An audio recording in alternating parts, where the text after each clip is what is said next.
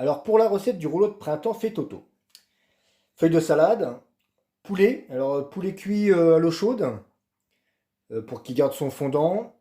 Donc le vermicelle de riz, vous le faites en premier, hein, le poulet et le vermicelle de riz parce qu'il faut les cuire et après il faut bien les refroidir parce qu'il faut absolument rien du tout dans la feuille de brique qui est là, qui soit chaud, sinon elle va s'effriter, elle va fondre et puis ça ne pourra pas le faire.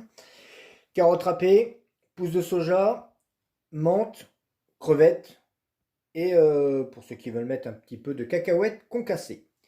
Voilà. Et ça, vous trouvez tout ça, même la brique de riz, vous trouvez ça en grande surface sans problème. La deuxième étape, la brique de riz dans l'eau tiède. Voilà. On laisse ça pendant 10 secondes. Tant qu'elle ramollisse assez vite.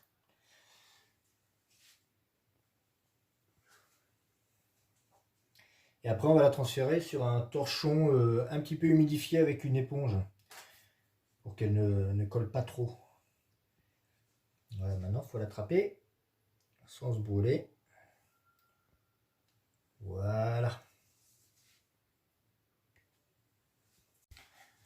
Voilà, et puis la dernière étape, vous avez la feuille de riz, un morceau de salade, le vermicelle de riz, pour une petite partie là.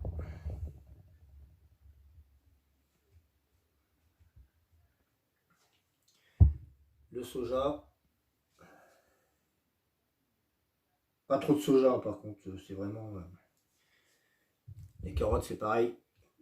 Pas de carottes râpées, pas beaucoup. Le poulet sur la longueur.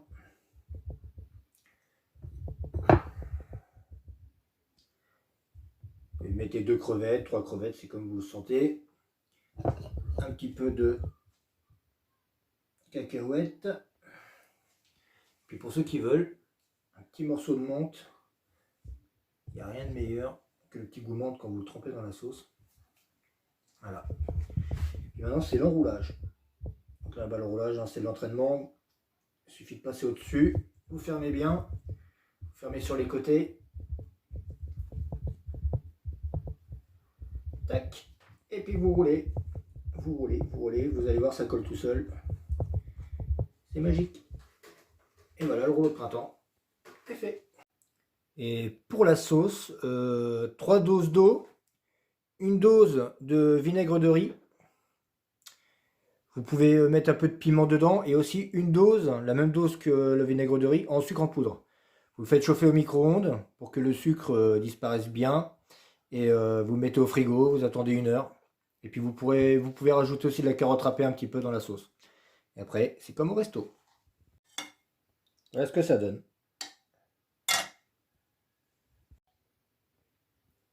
Bon appétit!